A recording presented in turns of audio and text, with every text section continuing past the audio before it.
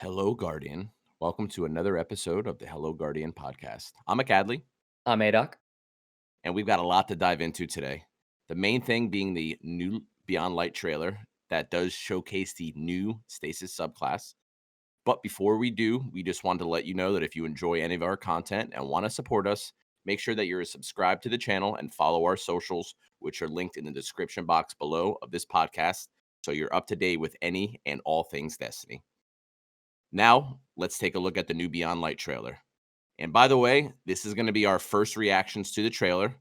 And then we'll go back and depict things that we find worth discussing. And then we'll have a little conversation about it. Oh man. Here we in the snow. Probably Aramis.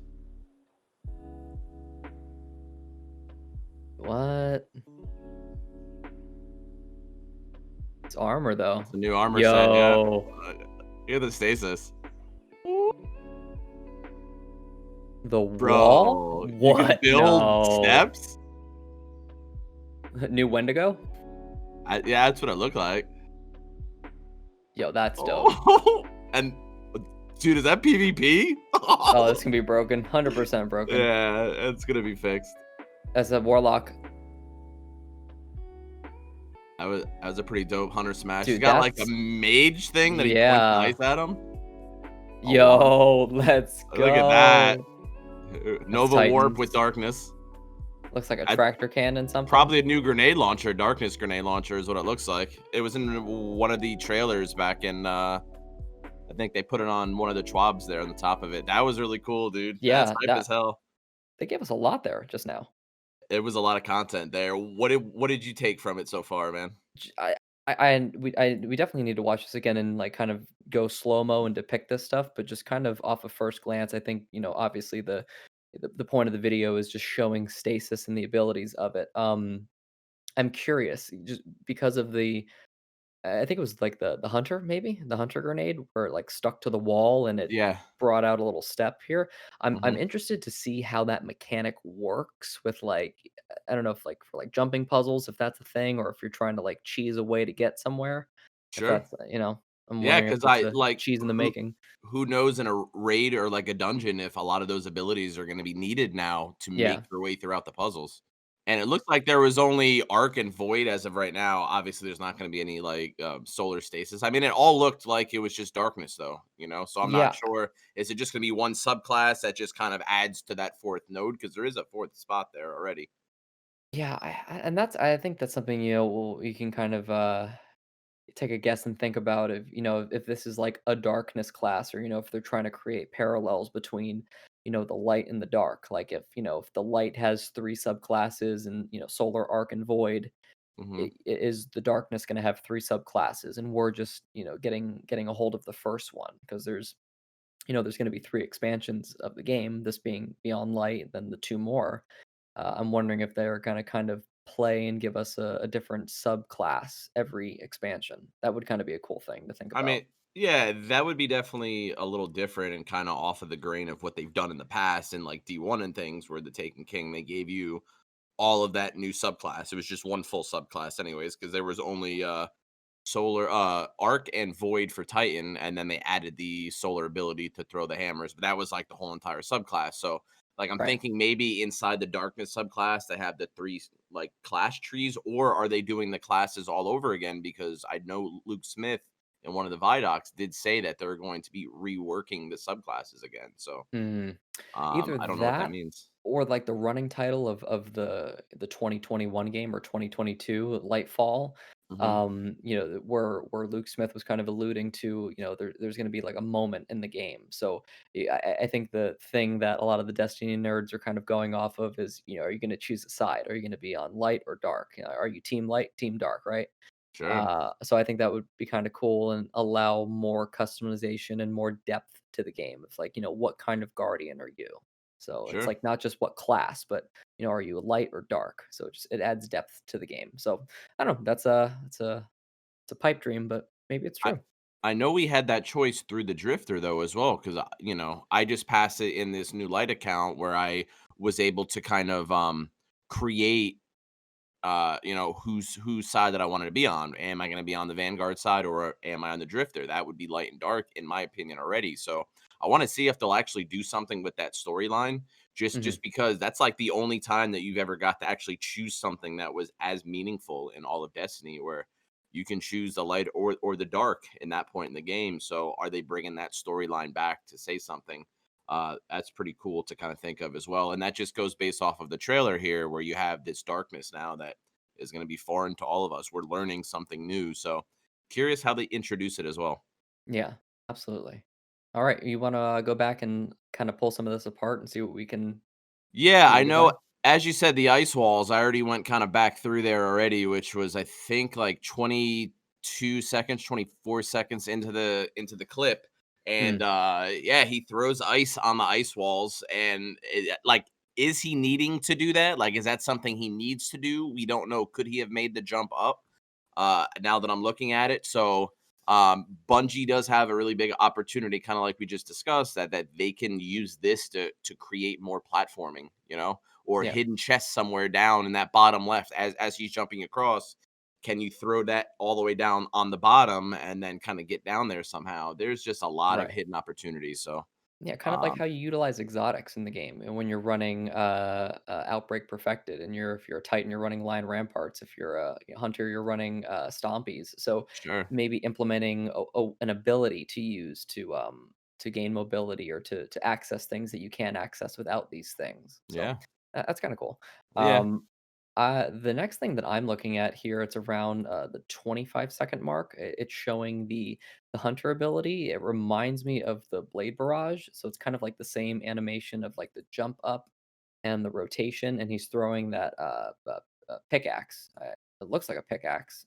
yeah. It's like Um, a sigh or pickaxe, whatever you want to call it. Yeah, And what's really cool, and if you look at this and just like I keep like watching it over in like really slow motion, but as he's throwing the pickaxe and it lands and hits this enemy, it like there's like an aura. Like I don't know if you see that. There's like this purplish aura that like yeah, goes around.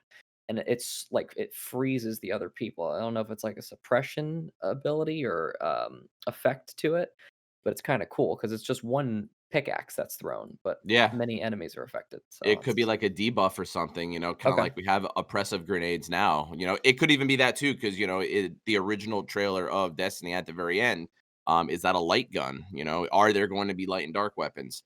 But, Right. yeah, it does look like it's some area of effect, and it does affect the other, enemies, which is all of this is going to be, I guess, like the Minotaur of the Vex for the Mm. Fallen.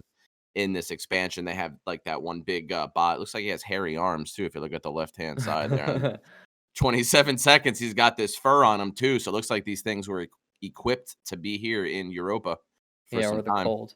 Yeah, and that was something I don't know if where it was in the video, if it's, like, towards the beginning, but you get, like, a really good shot of, like, a fallen, where you just see a singular, like, fallen character. I'm trying to Yeah, find it I here was in the in the beginning. video. I In the actually be wanted to in the go beginning. back to the beginning just Yeah, because, yeah. like, that first scene as they're walking up, that's almost kind of reminds me of the first time that I encountered Tangle Shore, right? You had that big open landscape that you had to travel up, and then Mhm. I think you had to access this door. This looks like you're walking up to a big satellite on Europa. That's a big Yeah. base of some kind, and you're walking up to it, and it looks like that's what starts. That could be the first story mission. Is that the new dungeon already they're showing off? I mean, there's just a you can speculate on this content so much because there's so much I enjoy about playing Destiny that it just hypes me already. But yeah, that's a 1 second and then two in. It looks like they're getting to a base, maybe the new NPC, Mm, whoever it okay. is. Yeah, yeah. I just and the environment too, just like kind of looking at all three classes, the Hunter, Titan, and Warlock, just the wardrobe change because of Europa. That's just like a drastic look for Guardians that like you've never seen before. Like Yeah. it's something completely new. So the environment changes. There we go. So if you go to the third second in the video and kind of like just freeze frame it there and look at that fallen, even the fallen have it looks like just They've got the darkness winter already. clothing. Yeah, Yeah. they Oh have yeah. it. They have the clothing, and then you could see, like, they're either, daggers or swords, but it looks it looks like stasis, like, they have wielded stasis in form of a weapon. Um, yeah, it's interesting, man. I'm interested to see the play on how we gain this ability, kind of thinking about playing Destiny 2, going through it, months ago for the first time of getting your light back and being able to get abilities of all the subclasses again. So if it's something like that, or if it's given to us, or we have to find it and take it. So It's pretty I'm cool. excited. I'm excited. Yeah, just kind of thinking about it, it's all built into the story, right? Like, how are we gonna get that power? Is this the main boss? Is this the main antagonist, Aramis, or is this going to be a strike boss? Or I'm pretty sure this is the main character. But yeah, how do we get it from them, or that you know that house of fallen that is on that new planet? How and why do they even have it in the first place? Yeah. um so are they going to tell that end of it? Are they going to close the gaps of all of the lore of how they got here? Are we going to see guys like, it just kind of makes me think back now, are we going to see guys like Aldrin again in like an alternate storyline? Because this isn't going to be the only storyline. But to kind of get back on this is awesome character design. It's kind of like the Scorn, where it's kind of a very similar character to the Fallen, but they're kind of just off a little bit. Um, where it was almost like back when they had Siva as well. It was like this kind of the same body style, but they just looked a little different. Yeah. Um, but that's that, and then we get to the Bungie logo, and then even just the landscape there. I think you see Saturn, or is that Jupiter? That's Jupiter, I think, right?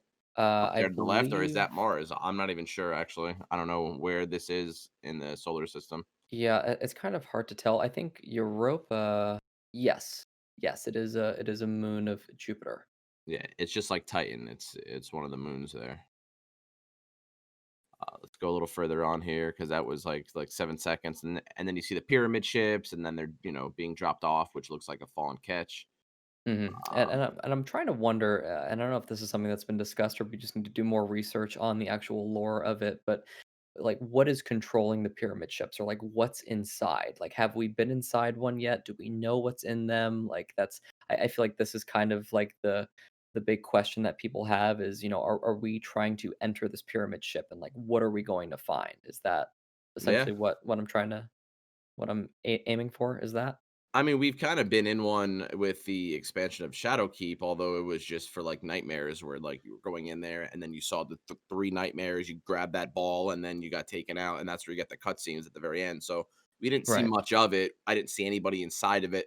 The darkness almost portrayed themselves as like a non-physical being, almost, where they, like, I was talking to myself at the very end of the game. Like, it had that Mhm. other character that looked exactly Right. like you. So what? Yeah, what are the darkness? Or is the darkness? Um, that's what I hope we'll kind of figure out, because you do see them walking towards the pyramid ship there too at 9 seconds. They're walking towards it in the middle of this snowy desert. It looks like there's just a lot of cool stuff, and I just wanted to take a look at the armor as well. The first time he pops the stasis, I think it's the Titan pops the stasis, and it looks like a sentinel shield virtually, Mhm. but he's got these icicle hands, if you want to call it that. Yeah, it's like arms and shoulders. It's like a ball of just stasis that's like punched into the ground, and I feel like it has like multiple effects. So it stabs. It has like these projectiles that shoot out of the ground, and then the freezing feature, or like Hmm. Yeah, and it that's kind of ripples cool. all of the enemies. There's multiple different ways to use this. It's not just a basic super where you're just throwing hammers. It looks like it's used for a bunch of different, play styles. Yeah, you can It crowd has, control with it. I think there's yeah, just like crazy different effects. at the part of 29 seconds, when you start getting 29, 30 seconds, you start to see that new weapon that was kind of showcased during the GCX event, where Luke Smith was kind of showing different weapons, and there was pictures like when they showed Hawkmoon. The weapon that this, I believe it's a hunter that's holding at 31, 32 seconds in, that It's was the one of red the one. weapons. Yeah, the red weapon. That was one of the weapons that they showcased. But what's funny is they don't shoot the weapon, so it's hard to, like, see what kind of weapon it is, and I really wanna know. Both scenes that it's in, that I one saw and then that. the PvP section, it's like, both ability usage while holding that gun. So I'm curious if it's anywhere else in the, trailer itself to see that. But yeah, next thing I wanna touch on, I just think it's so cool, 40 seconds in, the Mage Warlock staff. Oh, Yeah, new especially now Warlock that main you're a 2020. warlock. Yeah, Yeah, yeah, yeah. It yeah. looks That looks so really cool. cool. What's really interesting here, so in that same kind of clip here, so if you play from 40 seconds to like 43 seconds, you Mhm. see, like I think it's a Titan, maybe it's a Titan, like charge in and just like punch Shoulder these smash, yeah. enemies. Yeah. So like kind of like it's like the abilities are playing off one another, it looks like, or like I can bait, it's like a bait and switch. I play this and you do that. So I think that's kind of cool. Yeah, yeah, it's like I always joke about priming enemies with the middle Titan class for Sentinel, where if you punch, it'll like kind of prime a detonator on them, and then if you kill them, it explodes. It's almost like that, where yeah, you have the two effects that are icing, and then you have him that's just going through it and just breaking everything. Or is that just a regular dash? I mean, who knows? But that does look pretty cool. The particle effects look amazing Yeah, I think from that's a cool Tossed on it. graphical change. Yeah. And then you have the hunter after that has like the little Phoenix down smash there on the ground with what looks like an axe of some kind, Hmm. and he just absolutely obliterates. And then you get the Titan that I did like after the Warlock Mage throw again.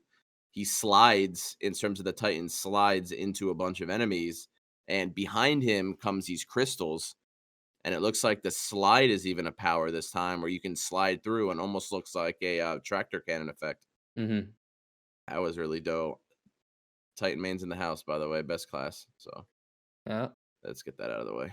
That's kind of a cool kind of startup animation there, showing the warlock actually casting that new super with the staff, which is like kind Yeah, of cool. So it's like, yeah, it's kind of like a dawn. It looks like a dawn blade animation. So a lot of these animations, I think they're similar in a sense that we've seen this kind of movement before and kind of like casting. But obviously the abilities are different. Obviously, being a stasis new subclass. That looks cool though. So yeah, it's kind of like a he does like a lift to it where it's like a rallying and then just oh, it's tough, dude. it's tough for sure. It does look really cool, and then the blast after it reminds me of a Nova Warp almost, just actually a usable one, Mhm. as it's got a big crowd control damage, and he just blows his power all the Yep. way around them. And now the end though, the gun at the end, I kind of just want to talk about the gun really quick. Yeah, It's just yeah. I think because that's the what it looks like, right, is the enemy he's shooting at has one of those immune shields. Now, is he pulling that shield off with that gun? I um don't I'm trying to look I, at it. I'm rewinding it and like watching it again and again. I may be overthinking it for sure, but it looks like halfway through that he goes and actually pulls the Like it shield breaks the off of his gun. shield. Yeah, and it But has these particles that also y- comes out too. yeah. I think what's hard to tell is that the shield isn't like fully breaking or like showing that like, oh, you've like popped the shield. So it's like hard to tell. Is switch scenes on it, Yeah. yeah. Yeah. I don't know, Um man. I'm super hyped though. It's just the whole thing. The whole minute is just a really, really hype trailer. Yeah, I was very surprised to see Bungie release that much and kind of show us the ability, and obviously they alluded to giving us more footage of what that ability looks like. At this point, I'm just ready to play it, man. I really just want to play it. Yeah, I like the path that they took though with the last season pass, is that they told us what that season was the day that it was coming out an hour before. And there wasn't much content dropped or saying, "Hey, here's what the mission's going to be, here's what exotics are coming." I mean, they did show I think an exotic in the trailer, but all of us kind of knew. But just the fact that they've been kind of hush hush about the last content, I think this is all they should show, and maybe a little bit more about the story maybe. But I want to be surprised. I want to go in there and get hands on with these supers and special abilities and grenades, and who knows what else they're going to add to it and how much that you can really change your subclasses. I'm more of I like to be surprised, but I'm like you. I just want it now, and the fact that they pushed it back again to 2 extra months, I'm going to need to find a game that I'm going to be playing. But It's a bittersweet thing for sure yeah, because you get excited, you get amped up seeing the trailer, and then you remember, damn, it was pushed back. Now I have to 2 more wait another months. month and a half.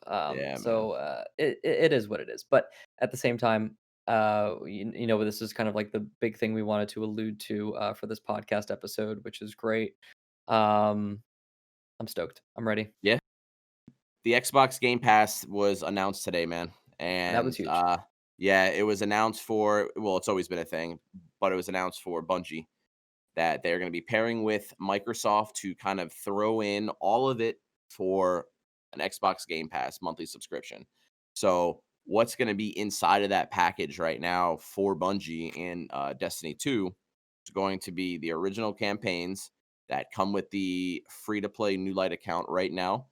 And then you're going to have it's giving you Forsaken and giving you Shadowkeep all for that Game Pass, all for that 1 month. What are your thoughts on the Game Pass? Because I know when I saw that today, man, I was like, I kind of feel for all of the people that have already purchased it, but I kind of see what the value is behind, owning something like that. Yeah, I think it kind of like puts more barriers down of like reasons why you should be getting into the game, or if you're kind of on the fence about it, that you can make this commitment. Like if you say, "Hey, I'll try it for a month, I'll give it a go. Here's my $10 or whatever, and let me try the game." I think that's more of a buy-in for people than saying, "Hey, let's drop the $40 or the $50, or if you get the exclusive, you know ultra mega pass that has all of these things plus some." I think it makes it a little bit more digestible for new light players that want to get into the game. But for me, I pre-ordered it as soon as it was announced. I think it was the day after I logged in and I made sure I held my pre-order. But I was okay with that because I've already bought into the game. I've already invested the time and I want to keep playing it. So for me, the money was kind of a no-brainer of just owning the game. But for people that are kind of casual in gaming, or maybe haven't played Destiny before and are looking to play when Beyond Light releases, I think this is a fantastic option for Xbox and for Microsoft players, because it can be for PC players too that have Game Pass, right?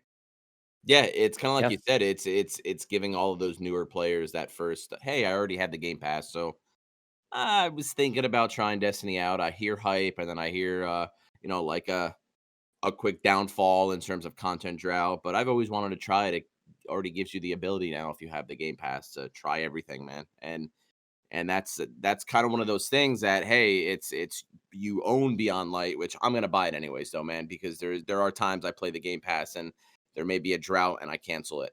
And I want access to all of my content that I invest a lot of time in inside Destiny. So I think it's kind of like you said there in the very beginning. This is mainly to entice newer players. It's not mainly there to, or it's not even really there to tell an older veteran to come back, or even a new light player now to, hey, you own all of the campaigns.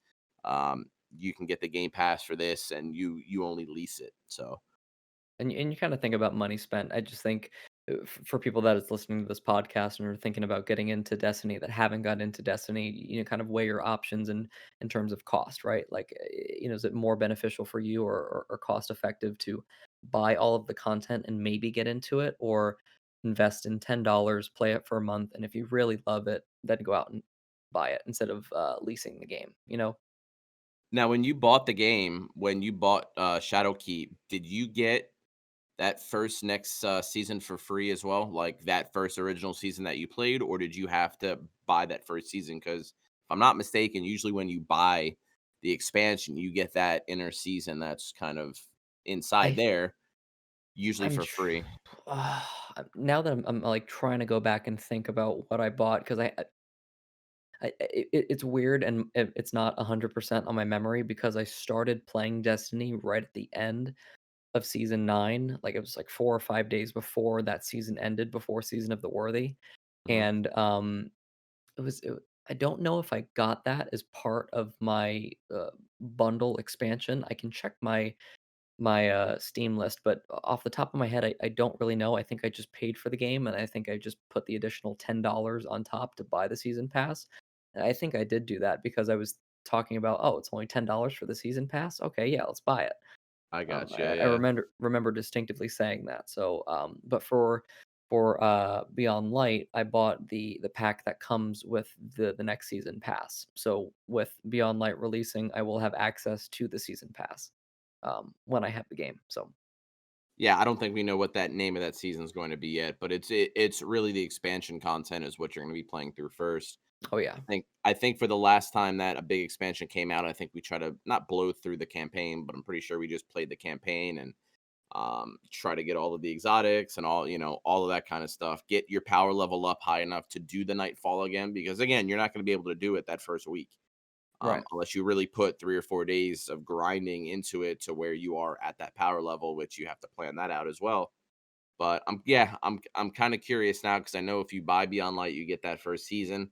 I think if you buy the premium bundle for an extra $10 up front, I think you get the 3 seasons with it or the 4 in that year. It used to be like that, but I'm thinking about the people that pre-ordered it. Those are like those Destiny players that really love the game or like bought into it as soon as they saw that trailer and the announcement of Witch Queen and Lightfall. So kind of like all that hype. Like if you're a real like wanting to play Destiny, like you've already pre-ordered it and you don't feel bad about it. sure. I guarantee you. I'm not gonna feel bad dropping the $60 anyways, man.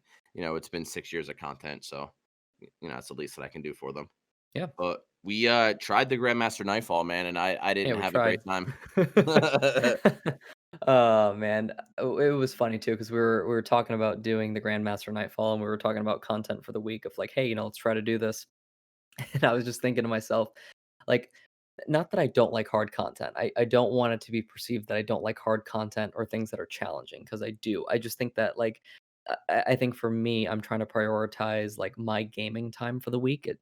My schedule has changed a lot this week, so when I'm thinking about my gaming time, you're thinking about what you're investing in. Like if I'm going to devote X amount of hours to doing this, what else could I be doing? Was there some other content that I need to be leveling or a quest that I need to complete? So that was kind of my mindset going in. So I didn't have the best mindset going into the Grandmaster Nightfall, but I think also was the cherry on top of the corrupted being the Nightfall. I'm like, oh god, Oh, like it's the not only hardest is it one a in my opinion. Grandmaster Nightfall, it's like the hardest Nightfall. So Yeah, it's one of those nightfalls that you have to be very coordinated as well, and it's not yeah, just the Grandmaster. Even if you do it on Master, you do need to be super coordinated in the very beginning. You need void damage for all those acolytes, and then halfway through, you need arc for knights, and then at the very end, you do need some solar for the knights at the very end boss, which pretty much means you need the rainbow loadout.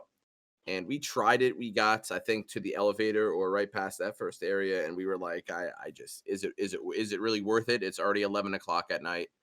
Um, I don't go to work in the morning, but I work from home like later in terms of some stuff. But Adok here has to go in the morning, and I'm not going to keep him up playing Grandmaster. But eventually, I want to try to get that title. It's just a collector thing for me.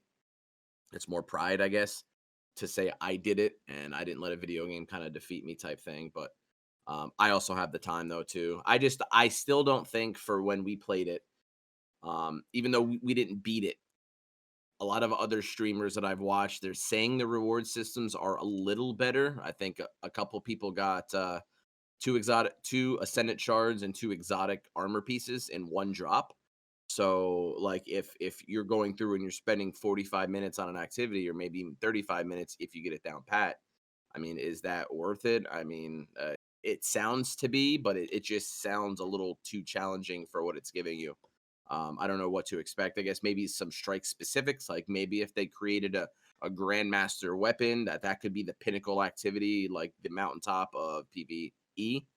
That would be cool if it just gives you a chance of getting that drop there at the end. But still don't think it's rewarding enough to close this off tonight and then hop in there and be like, "Hey, does anybody want to do a grandmaster?" It's just not.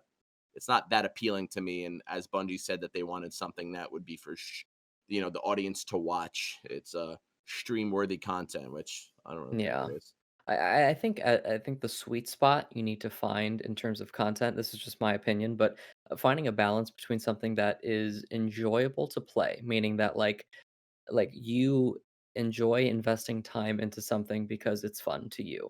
I think too, there's like a level of challenge that it's not enough to make you feel like I don't really want to do this, but enough where like, okay, I need to focus. I need to spend some time like really just nailing this down. And I think the third part is the reward system at the end of like me doing this. If I complete this or I invest my time in this, what will I get from it? And is it worth investing the time? I know it's silly to think about, but for some people, I think about these things of like activities that I need to complete because I'm trying to get certain piece to be at a certain level, or I'm looking to grind for this quest because I need this exotic. I think about these things preemptively before doing them, and if all of those things work in tandem, I'm on board to do it. It's not my cup of tea for right now. And plus, we're just there are ways that we can get in there and probably play and then, you know, watch a couple videos and then but yeah, it's just not enticing enough, man. I kind of agree with you with the whole thing there. And yeah, I mean, hopefully it's a better strike next week. Maybe we can give it a try again, but it's not something that I'm going to text you to say get home. Right. Let's No, I try. hear you. But I'll try. Uh, I'm down to try. yeah, and small question for you, man. Are you a fan of beavers? Uh, I'm trying to keep this a PG show. In terms of Destiny, no, man. I don't like Beaver error codes, especially when playing trials. Yeah, I know they fixed the beaver codes, man, and you know, it's just yeah, I We'll forgot it see. was a PG show. Yeah, We'll I see. forgot it was a PG show because it was going elsewhere there, but No, no, uh I'm just about the Beaver codes. I'm like, we'll see. We'll yeah, see. yeah, yeah. Haven't played much this week yet to kind of see if we're getting any beaver codes. Me personally, though, I didn't get very many of them. So I did read on Twitter. Usually throughout the week, a lot of people are getting beavered around trials. Like, what does that mean, or how is it happening? And but it looks like them and Valve they have sorted some things out to kind of stop the beavers from building the dam. So Cool. uh, we do have some new Twitch rewards this week as well. I don't know Yeah, if you yeah. want to cover them, Ada. Yeah, yeah, so if any listeners have access to Twitch Prime, an active Twitch Prime subscription, you can link your Twitch Prime rewards to your Bungie.net account and claim your rewards. Pretty dope. You get Tractor Cannon, you get the Mechanist Trove weapon ornament for it, which, funny enough, 3 days ago I bought because it's in the Eververse store for Bright Dust, and I see it's part of the rewards. I'm like, why didn't I wait? Shadow Trespass ship, which I have equipped with the Callus shader on it, looks so good. And the Cavalcade Legendary Sparrow. I already have a good Sparrow, but Yeah, I'm cool with the ornament. I don't have that one yet now, and I do remember you buying it a couple days ago, and yeah, I was you're like, like, oh, "Mike, cool, have you man. It's a seen it in the fallen store?" ornament, dude. Yeah, yeah. Yeah, because I And then really there it like is. Tractor Cannon now. So I bought the ornament. I'm like, oh yeah, this is a no brainer. I love Tractor Cannon. Yeah, in the very beginning when Tractor Cannon was out, man, like, nobody used it because 'cause we're like, "This is doing no damage," and I feel like a lot of people didn't realize that it was a buff gun, it just buffs your damages and such too, so it is kind of an underrated weapon in terms of that, but you just gotta be willing to play support class for that stuff, Yep. and that's pretty much it, but, so the last thing I do wanna cover, though, is just about this last week. I have played on a new light account, and it kind of brought back a lot of memories to when I played original Destiny 2, and it meant more now knowing what we know now to go back to the beginning and playing that entire story again and being like, man, this literally is making more sense now, I think, than it was as I'm playing through it because now you're remembering all of the dialogue lines, all of the quests, all of the dialogue inside the quest missions that you didn't catch. Like way back when we played Zero Hour Mission, I didn't notice the name above the enemy at the end was Aramis's something or another. But I was like, man, now that we know Beyond Light, now we know that we are hunting Aramis. That was one of the guards, or that was one of their, second in commands per se. Now we're going to be fighting. So all of that stuff is kind of cool to go back into that original account and play. I know you started off on a new light account, Adoc, so we can both kind of reminisce a little bit better now because I know the one up I had is I played it all day one, but that's not going to really matter if I don't really remember what I played. So that's kind of why I went back and I played a new light, and this kind of goes into is it a good time to play or come back playing Destiny 2 if you one have not played it in a very long time or two haven't played it at all? What would you say to that? I think it's worth noting. Even me, what's funny enough, I'm still newer to Destiny, and I've only started it exclusively on PC 4 months ago. Even me, like I don't remember a lot of the stuff. There was just so much going on that I wasn't really digesting what was being shown to me, or like making connections of like, oh, that's this, or this ties to that. So I think even me now, I think I would still benefit from replaying the content, and I think now with the delay of Beyond Light, I think it's something worth doing. And as long as I've completed everything else, yeah, I want to go back and I want to replay that stuff and be like, okay, yeah, cool. I've seen this here. Now this makes sense. So kind of like connecting those dots. So I'm still on the board of I don't remember a lot of the stuff from the campaign, or I can't tie parallels to the things that I'm doing now. and how in the campaign that affected what I'm doing now. So Have it's have worth you doing. have you played the 801's campaign through the Black Armory? Like, probably not the campaign missions, I guess, right? Like, just her bounties, and then if you need to do some of those forges, probably, right? Like, Yeah, just that's the only thing I've done for Ada.